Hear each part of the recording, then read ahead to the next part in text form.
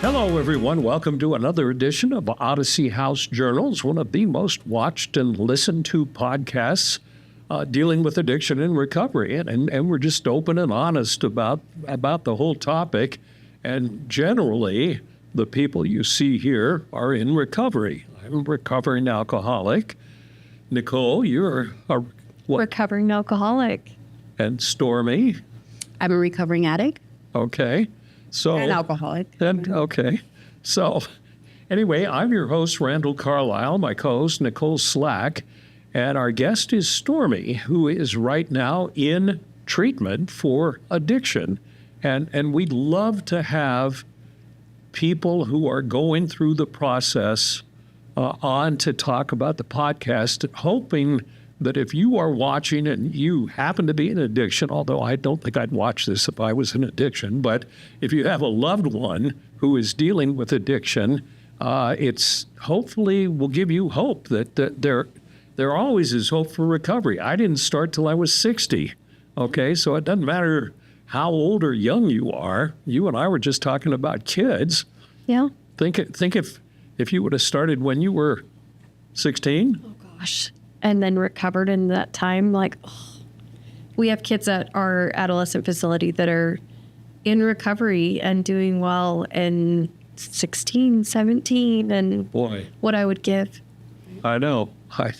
I wish, but you can't go back. So better do it now than never. So Stormy, Yes. You are in recovery. Yeah. How long have you been sober? I have been sober for 4 months and 18 days. Not that you're counting. Not that I'm counting, no. No, not that I'm counting, but I've never been happier. I've never been happier. And it's crazy that we talk about someone getting sober at 16 or 17 or finding a new path because, I've gained a lot of wisdom, but I've learned a lot of hard lessons and I've wasted a lot of time. And time is one thing you can't get back and you can't give back. So, yeah. That's true, but it doesn't really help to focus on all of our screw-ups and Absolutely not. and all the damage we've left in our wake. When did your addiction start and how? I think my addiction started when I was 16. Just started with like anybody. It started out just smoking weed, just doing, you know what I mean? I went to Job Corps, which that was a good opportunity, but I don't agree with putting 16-year-olds with 24-year-olds. That's the age range. And I just think that that's it's a recipe for disaster. It's a recipe for trying to have to grow up quickly or trying to impress people. And so it just graduated in from weed and then cocaine and alcohol. And so yeah, I've done a lot of crazy things just because I was on my own at 16. And when you don't have any direction and you don't have any adult supervision and even the simplest things of someone teaching you the importance of credit or someone teaching you, things like that. But yeah, I started using 16 and then I just graduated into smoking crack, doing opiates, and my first felony was federal, so I went to federal prison at an early age. What age? 24. How was your first offense federal? It was accessory to bank robbery. So you were hanging around the wrong people. I absolutely was. How were you on your own at 16? I didn't have the best home life, and it was just when I found out that I could go to Job Corps. I'll say at 17 because I graduated Job Corps at 17. So 17, I had my own apartment and I was doing well in the beginning, but I think that it's just the people that I was around. I gravitated towards abusive relationships, and I think that that's just because it's what you see at home, what's modeled at home is what you think is love or what you think is normal. And it's taken me a long time to realize that toxic relationships and abusive relationships are not love and are not they're not okay, but still, yeah, getting back on topic, I just was hanging around the wrong people, doing the wrong things, and I feel like when when you're doing things like that, when you're in your addiction, when you're doing, just all the lifestyle that comes with being an addict and, committing crime and everything, like when you perpetuate that, that's what you're going to get back no matter what. You know what I mean? When you perpetuate the negative actions and choices and you're affecting not only your life but other people's lives, that's what the universe gives back to you.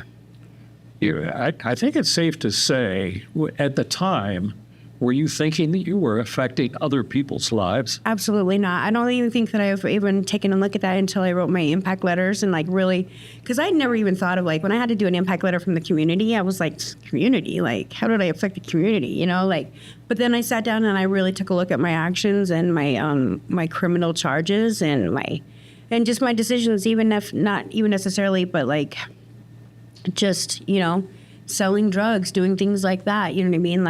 I never know. My actions and my choices could have taken someone's parent's life away. You know what I mean? Sure. With an opiate overdose or things like that. And I don't think that we're ever mindful of that when nobody's really mindful when you're in your addiction. No, I think my attitude was, hey, it's my life. And if I want to do what I want to do, I'm not hurting you. Yeah.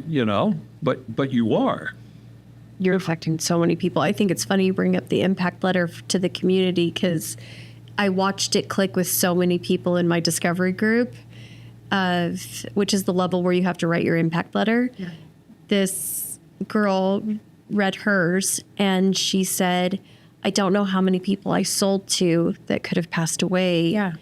And I watched it click for everyone in the room of I have never thought about, I was just selling. I wasn't affecting anyone, but they could have overdosed and Absolutely. they didn't correlate that at all. And I was like, well, and also wow. Another part of it for me was absolutely, a child losing their parent or a mom or brother, sister, loved one, anybody losing a family member, but also taking them away when they was incarcerated. Yeah. Not a child not having their parent, not because my mom left at an early age. My dad died at an early age. I was in and out of foster care. And so just not having that, not having that parent, not having that, not even necessarily present physically, but present in every way. You know what I mean? I was a part of that too. And so, yeah. Maybe we should back up and explain for people watching what an impact letter is, because I think it's from everything I've gleaned from talking to people in the program, it really makes a difference in your life. So you want to explain what an impact letter is? So an impact letter is when you write the letter to yourself from the other person's point of view. So if you're writing to me, you're writing from my point of view as to how. Yeah, so say I wrote one from my daughter, and I wrote what I thought my daughter would say to me and how I've affected her, how my decisions and me being absent and just all the things that have come with me not being the best parent that she deserved, what she would have said to me or what I feel like I needed to hear. Same thing from the community, what the community would have said to me. And it's just really you can choose who you decide to write your letters from, but it's generally your children, your family, your parents, the community is always one that we write to ourselves from, right from or to ourselves. Yeah. And I heard this is a really difficult thing. Nicole, you did it too. Did you do it from your daughter's standpoint? Yeah, I did one from my ex-husband to me, my daughter, and my son, and then they like you to do 5. Mm-hmm. So my therapist was very brutal. He had me write it because I got to Odyssey on a suicide attempt, and he had my last 2 letters be from my daughter and my son as if my suicide had gone through. Of my of my impact of dying. As if you were dead. Mm-hmm. Wow. And what I did to them. And so they were hard enough to write on what I had done to them as an alcoholic. But then when he made me write the other 2 it was probably when it clicked for the first time, definitely solidified I didn't want to die. Because at that time it was I'm not supposed to die. Everyone else is telling me I'm not supposed to die. I'm not going to make an effort to die. But when I wrote those letters is when I was I don't want to die. I don't want to do that to them. Absolutely. What did you learn from, what was the most impactful part of it? Most definitely the one from my daughter, but my mom has passed away. She passed away ultimately from methadone. So she had her own battles, but I think that when I wrote one from my mom, even though she wasn't still here, her just like the absence that I felt, you know, she was just like, you don't want to repeat this with your daughter.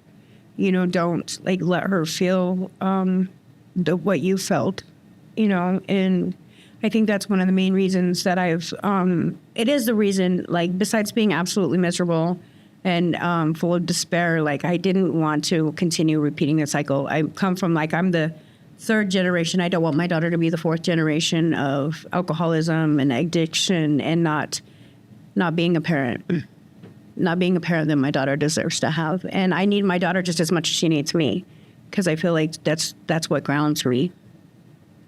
It's wild to watch people, like, when they're writing their impact letters, like you even just talking about it brings you tears. Right. And when people are in the house and they're kind of grumpy, and then their roommate will be like, they're writing their impact letters, and you're like, okay, Yeah. I'll give them some grace. Yeah. It's a usually rough 2 or 3 weeks. It really is. And sometimes you just have to, like, I had to pick mine up and then put it down and then pick mine up and then go to the garden and then just, like, really, you know, take a break, because I was overwhelmed with emotion.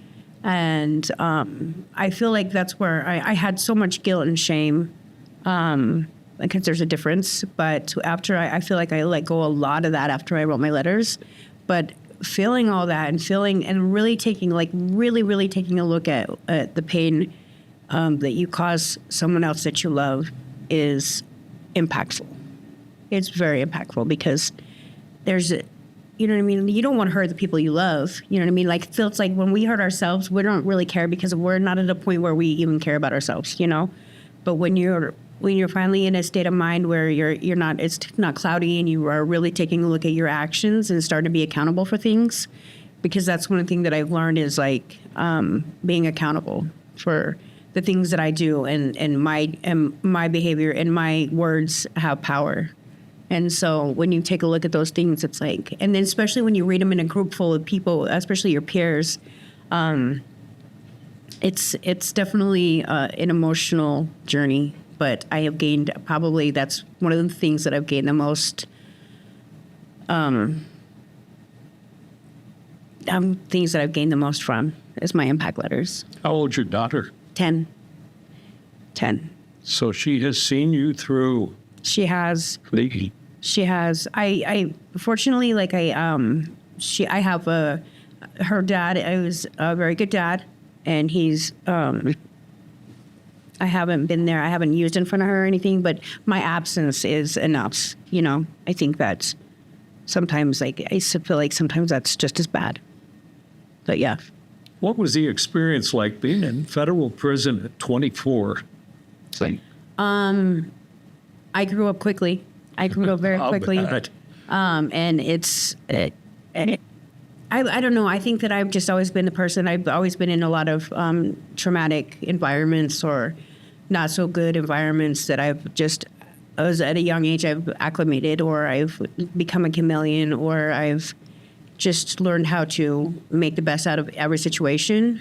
But there's nothing that can prepare you for the journey of flying on Con Air, you know, shackled head to toe, or just being in holding cells and in different states. And anybody that knows anything through the judicial system, they will shackle you up for a good 2 hours early, and you'll just sit there because it's the hurry up and wait game. And so, like, but once you finally get there, and once you finally get to the prison, it's because there's no federal prisons in Utah. So I went to Seattle, and then I went back. And then when I went back, I went to California. So there's nothing that can prepare you for it. You just have to learn and I've learned this is what I've learned at early age, is that nobody's going to take care of you but yourself. And like, that's like that doesn't mean that like, if I'm in a burning building, my natural instinct is to get out of the building, right? That doesn't mean I'm going to not reach back and try and take someone with me, but I've learned that it's do for self. And so I've always just known that I think that's why I'm a pretty independent person, just because I know that like, it's my responsibility to take care of me. It's my responsibility to make sure that I'm okay. But I just think that when we're in our addiction, we forget that we might worry about like the physical things of, food or shelter or things like that. But we don't ever worry about taking care of ourselves emotionally or mentally, because we're trying so hard to feel better, and we're trying so hard to numb that we're just trying to do everything we can to feel better. But in all reality, all you're doing is making yourself absolutely so much more miserable. That's very true. It's the insanity of it. Well, that's a good description. But yeah. And that's in the 12 steps. They talk about the fact that it's an insanity. It is. Even though you don't realize it at the time. You know. Yeah. So you were in and out of prison more than once. Yeah. How long did your addiction last? That's really the only time besides I went to Odyssey in 2001.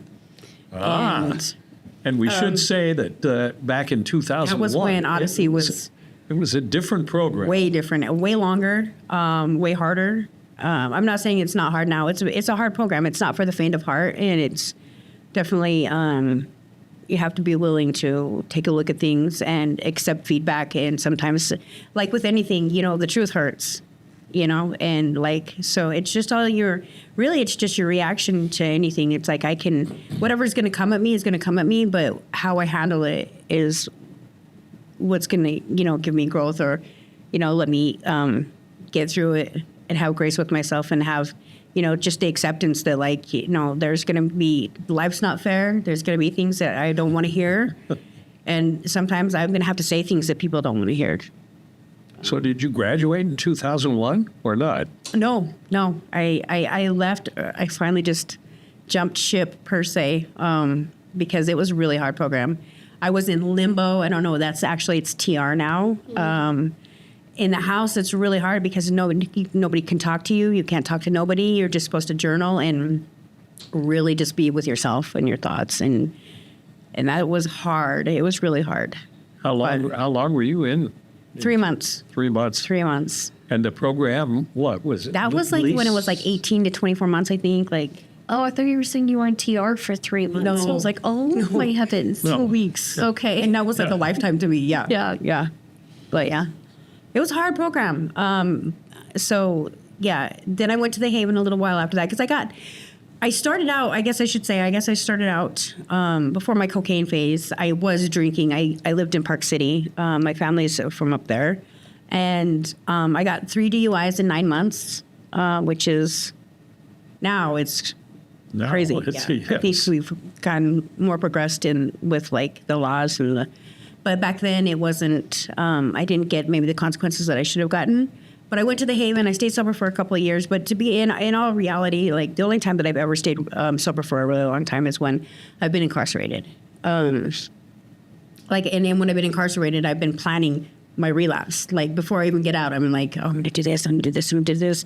And then it's just like, it's so crazy when you look back and you think like how happy you are now and all the decisions that you've made then. You're just... if I would have known now what I know, if I would have known then what I know now, I think that life would have been a lot easier. But I mean, that's not how life works, and I don't live in the past. None of that defines who I am. I just know that like there isn't any going backwards for me, and so I don't plan a relapse. I don't ever get to the point where I feel like I never say I'm never going to do this again. Right. Because I feel like that's a setup. I feel like when you say you're never going to do something again, and you are kind of cocky or kind of arrogant in your recovery, is when you're in danger of thinking that you've got this. Like I always want to be on my toes. I always want to think that like just for today, I only have to worry about today.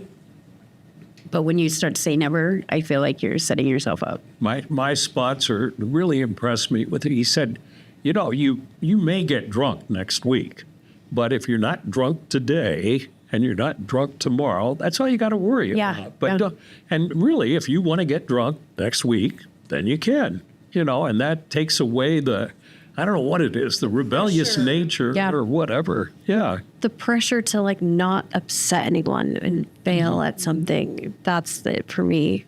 Absolutely. But I did the same thing when I was in treatment. People would be like, I'm never going to use again. And they were Right. so staunch and like loud about it. Right. And they're like, are you going to use it? I'm like, well, I hope not. Yeah. Like, I don't want to. That's not in my cards. You know what I mean? That's not what I Yeah. want. But yeah, I'm What definitely. pissed me off was I remember a therapist saying relapse is part of recovery.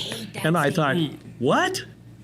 What? It doesn't have to be. So I'm in recovery, so I'm going to relapse? I mean, I didn't understand the whole concept, I think if it gives someone peace to know that if they make a mistake and just do better this time at recovering from their mistake, if that gives them peace, great. Absolutely. I don't want relapse to be a part of my recovery, but that's my own journey. Yeah. So, but if it is someone else's, I'm like, okay, like, Yeah. I'm not judging you. I really am not. not. But for me, I would just be devastated. Yeah. I would be too.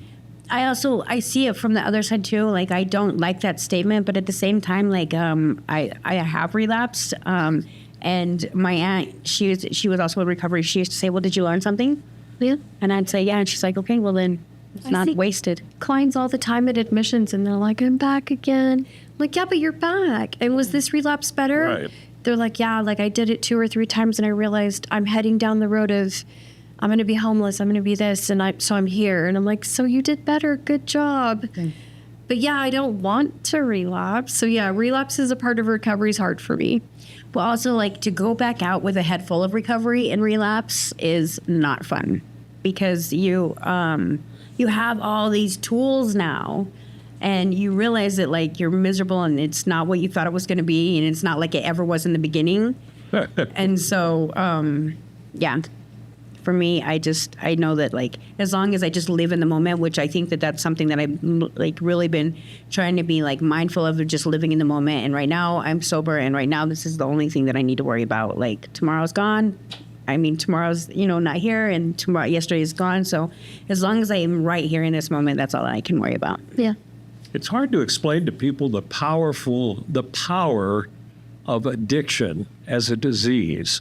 And like you made a comment, like when the times that you were in prison, you were sober, but you were already planning on using when you got out. And to an average person, they'd say, Yeah. that's so ridiculous. You're in prison because you're using. Why are you thinking of using again? It's so crazy to me because like this is how I know like well just having just being the addiction and the disease of addiction is so crazy to me because it's like it says it in the big book like it's cutting, baffling, and powerful. Like it will let you justify, rationalize, convince yourself, even though your heart knows. You know what I mean? I think that your heart knows, but like we will let ourselves convince ourselves of something that will, but it's so hard for also on the other side of that. Like when I see someone, I talked about this, when I see someone that's normal per se, can have just one drink, I'm like, what's that like? I can't get that. Like they can't understand from my point of view, but I can't understand from their point of view either. Right. So that's. Yeah. With my last wife, we'd go out to dinner, and she'd order a glass of wine. And while I was still drinking, and I'd gotten through like 6 beers or something, and she'd leave a little in her glass, and she'd say, "You ready to go?" And I'd say, "Well, aren't you going to finish your wine?" And she'd say, "No." And I'd go, "Well, I will." And I mean, yeah, you're right. It's just so a hard to separate way of thinking. It is. Like if you don't know what it's like a baby. If you don't know what it's like, you know what I mean? With anything, it's experience. Like a baby doesn't know how to walk, they have to crawl first, you know what I mean? But if you don't know until you've walked in those shoes. And sometimes people, it's just different. I can't walk in a normal person's shoes because I'm an addict, and an addict can't walk. I mean, you know what I mean? Vice versa. Right. So, but to be honest with you, I wouldn't trade anything in for what I have went through and what I know, because it's created a very strong person. I'm a very, very strong person. There isn't anything that like I don't know about myself as far as like how much I have overcome and what I am able to overcome.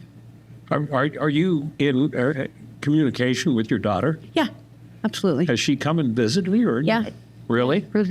Yeah. She like the first time when she came, because like when you walk in, there's the CO and there's someone like some of the other peers that are in a different level of greeting you. And she goes, "Are you being nice to my mom?" This place is, she goes, "This place looks like a place that abuses people." And I was like, when my other peer told me that, I was like, "What?" She was like, "Are you being nice to you?" And I was like, "Yes." So, That's protective. yeah, she's very protective. She's so protective. She's my rock, and she makes me just want to be better because she deserves that. Does she understand addiction? No, and that's my biggest fear. One of my biggest fears is that she'll want to know, why wasn't my mom around on these times and what was so great about it? And like, I want to know what was so great that she wasn't there all the time. You know, that's my biggest fear, is that because genetically she's predisposed to it. Yeah. You know what I mean? Yeah. And so it scares me to think that she'll ever walk in these shoes, you know, but at the same time, what I've learned is that even though you want to protect your child, and even though you want to make sure that they don't make mistakes or they don't have anything hurt them or walk through anything that you don't want them to walk through, like, we can't prevent that. You know what I mean? You can only just be there in those times. And so I pray that she doesn't ever want to experiment or even anything. Don't you talk to her about why you were gone or not? She never asks. Really? She never asks. But that's a hard conversation to have, you know what I mean? But I do tell her, like, Mommy's sick. I need to go get better. And it's hard for her to wrap her mind around. But I definitely, after talking to one of my therapists, like, I will have a conversation with her about what that looks like, about, you know, hey, you know, I'm not going to say genetically predisposed, but, you know what I mean? You have it in you. You have it in your genes. So I do. Your dad does, to where, you know, alcohol and things like that will probably be something you want to steer clear of.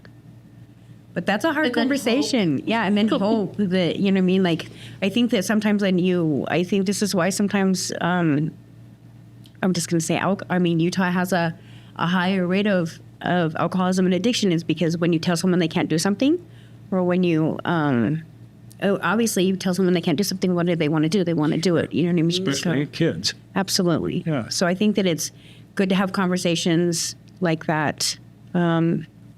Yeah, rather than Mommy just- did this, but don't do this. Yeah. You know. Well, but also, Mommy did this. Mommy doesn't do this anymore. Because when you tell someone, don't do this, but you're still doing it, like, that's like, you know, so don't do this because Mommy, you don't want to learn lessons that Mommy has learned. And I do talk to her about consequences, and I tell her that these are my consequences. So, yeah. What do you hope for the future? Well, I mean, I want to own my own business. I love doing epoxy tables, epoxy. I want to do epoxy countertops, epoxy floors. Cool. River tables. Like I'm going through Voc Rehab. So, but also like that's just like that's my dream, my side vision. But I definitely want to I want to give back. I have a huge heart, and I just sometimes when I see people and I see that they're going through so many struggles, I mean, I just say a prayer silently for them. But like, I just consider myself one of those people that has a huge heart, that has a lot of love and wisdom to share. So whatever that looks like, I would love to work with adolescents. But wherever my journey takes me, I know wherever I'm at is where I'm supposed to be.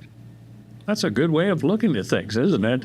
Yeah. Stormy, thank you. Thank you. I told you the 30 minutes would pass Quickly, right? yeah. And you're not nervous anymore? No, my palms aren't as sweaty as they were. Thank you No, for thank you for sharing having your me. story. I appreciate I'm that. sure it will inspire the people who are watching or listening to this podcast. Nicole, thank you for sharing part of your story as well. Yeah, for sure. And thank you for spending 30 minutes with us on the Odyssey House Journals.